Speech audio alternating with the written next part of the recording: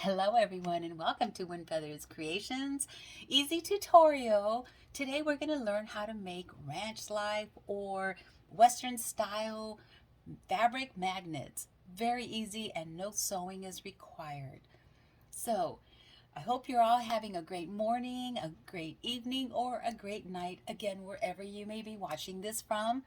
And before we begin, if you have not subscribed to my channel, please subscribe. It's on the right bottom of your screen and it doesn't cost you anything. And again, just a little click. So I like to say thank you to my new subscribers and to my friends that are just watching to just learn something new. So today, this tutorial is just going to be so easy and so simple, and it's just a really nice, fun project. As you can see, they're very much tiles. They're basically 4 inches by 4 inches. So I don't know if you can see this, but let's go way back to where all this began. Of course, as I mentioned in my other tutorial with the feather fabric magnets, I look for pieces of fabric that are just irresistible, I guess that's the word you can use, or just they would have some pictures that are unique and different. As you can see, the ones that I got here, there's probably some more in here. Here we go. Nope, that's not it. Let's see, I think this one, oh, here we go. Okay, so here's one exact tile that I pulled out of here. So this was the before where I cut out the piece of fabric square, and what I did is I just embellished it with some nice gloss that you can find, or you don't even have to do that. I just kind of like to put some of the gloss on this one here. I use the sparkle glaze. It's a real small tiny little glaze sparkle. I don't know if you can see that, but these are just so easy, something fast if you're vending, again, making a unique item. And this is a nice size magnet that I would sell for $5 because they sell so quickly.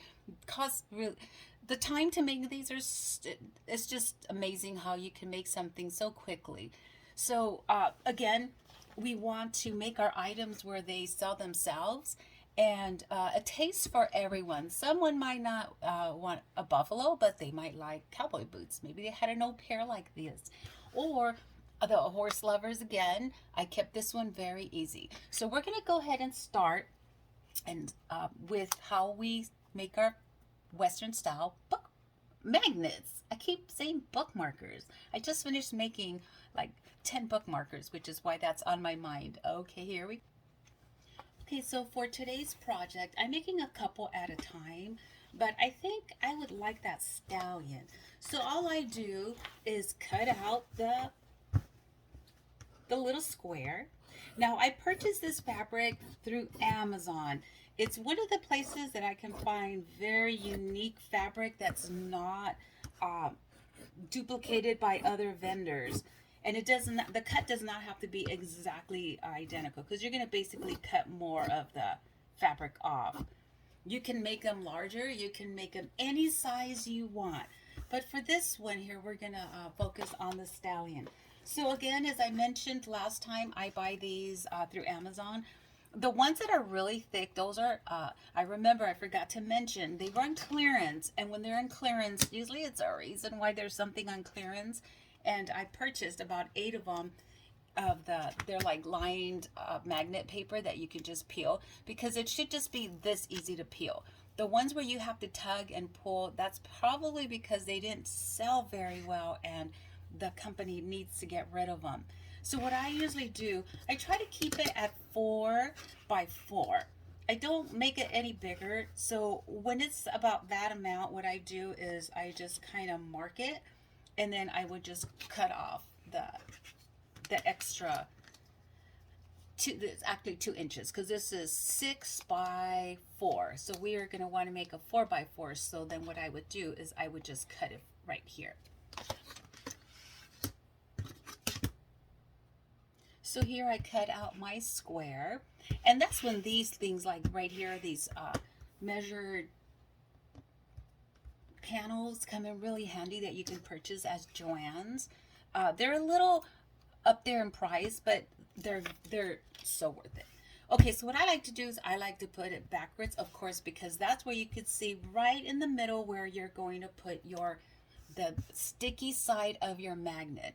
So I don't know if you could see that, but it kind of shows a little of the stallion. So I like to get as much as I can in the tile. You're not going to get everything exactly the same, but you know, that's where the trimming will come in. Once you located your actual section that you want, I always keep planning this out with a wooden ruler is the best. Oh, you can use something softer, but for me this has worked because the fabric stretches and it does move. So you want to be very, very extra careful. Before you make the final cut, you can always just check to see, make sure that you have the majority of the horse. See? And then that's where you're going to do your cut. So then you just cut out the tile, of course, with the magnet as your guide. So I'm going to tile and trim. So I wanted to share a really easy technique that I use. Sometimes when we do things freestyle or just not, this is going to work with me here. When we do things that, well, we don't have to measure because we've done it so long, sometimes it just won't come out even, no matter how good we are. So what I like to do is I get this tile and I put it right by each other to make sure it's measured, and I hold on to its height, and just right there is where I need to cut off that little edge, using this as my guide. And the one thing about this is that your scissors will get sticky, so you want to make sure you wipe it when you're all done with the scissors. Especially, this is one of my good scissors. My other scissors got too sticky since I made so many of them. Okay, so now we have our tile here. I've cut out some more. I've cut out, I'm going to make this horse with this tile. And I'm also going to make this, the cowboy with the sunset. Really nice. I love that one. And then also, I've also made one, pre-made one, where I also, again, cut out a buffalo one. So let's go ahead and start with our stallion, the next step. So what I like to do, again, to recycle, I just use regular piece of paper. I had some stuff delivered today, and I just use that. When I'm done with it, I will put it back into the recycle. But you can get more uses out of items. Again, the final edges, we will finish those off with clear nail polish, so don't worry about it how it looks, because you're always going to do a last minute touch up. You can add some color to it. You can do anything you want.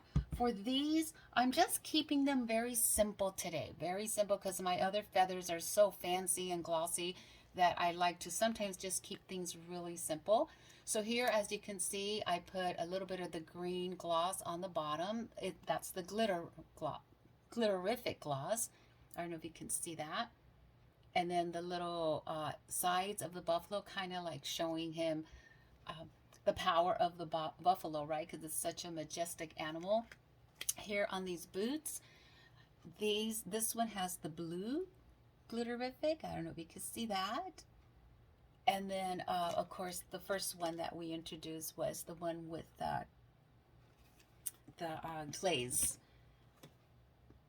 the sparkle glaze. There we go. Can you see that? Yeah, so we kept them very simple. We don't want to make them too fancy. So on this one, I think I'm just going to highlight the horse, the stallion.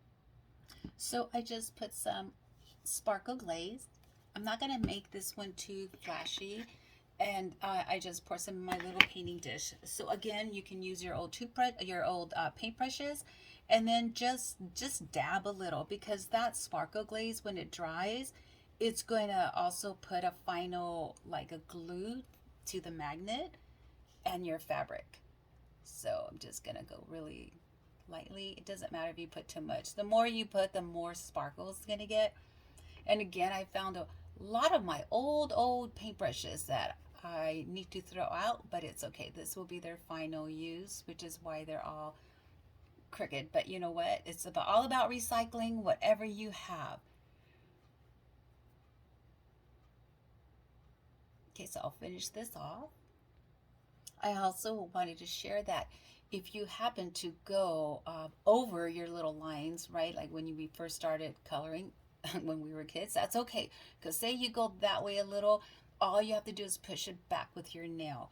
This is like a hands-on project where it would be great for kids. Oh, especially young kids that love drawing and coloring, especially those that love the sparkle and shine. So here we go. So we made this majestic stallion look a bit more kind of three-dimensional with that gloss, that sparkle gloss. It's not too much, it's not too little bit. Now we can add some more on the sides, but I think on this little guy, I'm gonna keep him like this, just keep it simple, because I have so many more. And some people don't like all that sparkle, and some people do. Some people like more the rustic look. So again, at the very end, I like to put my clear nail polish. And also what I have, I'll show you, this came out. Okay, here we go. So what I also do sometimes, I'll get some of that sparkle glaze and I'll just dab the outside of the edges so it will hold it. But I have already, what I do first, I've already put the clear nail polish. It seals it and it makes it kind of like a little tough coat. You can use fabric fusion. You can use anything you want, but I like to have my edges, I don't know if it's going to come out, where they're a little bit shiny. And that's with a little bit of your sparkle glaze, and just dab a little bit on the top because the sparkles will get captured on that once they dry, and it kind of gives it a more of an elegant look, a finish. And this one I used also the sparkle, and then that's when you do your final little trimming, that the threading that didn't get caught or that didn't dry very well on the edge, then just go over it again. And it's just like doing something to make sure, okay, the final touches. But I don't know if you could see that has the edging on it. So there we go. Now you know how to make a Western style magnet. Very easy. And what you do, one of the things I did want to show you is when you take these, when you travel with these kind of magnets, when they have already gloss and glue on them, what you want to do, what I do is, I don't want them sticking together. So let me push this aside here so you can see this. Okay, so here we go. So what I like to do is I like to get wax paper, and I just like making a magnet sandwich, right?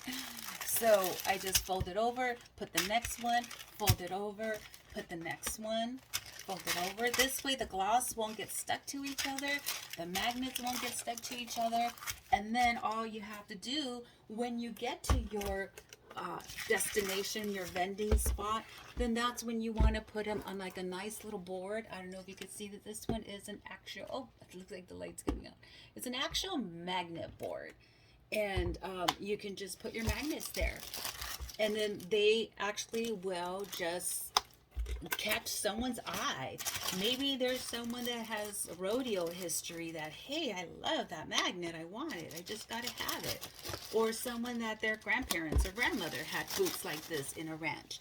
And that's how you will present them. It's all about the presentation and how things will catch someone's eye. Well, thank you for joining me. I wanted to keep this tutorial under 10 minutes, but it's just so much information. I hope you learned something new today. Thank you for joining me, and hopefully you will make yourself some beautiful Western ranch style magnets. I will list the fabric that I purchased from Amazon and all the other ingredients. Have a great and awesome blessed night. See you soon.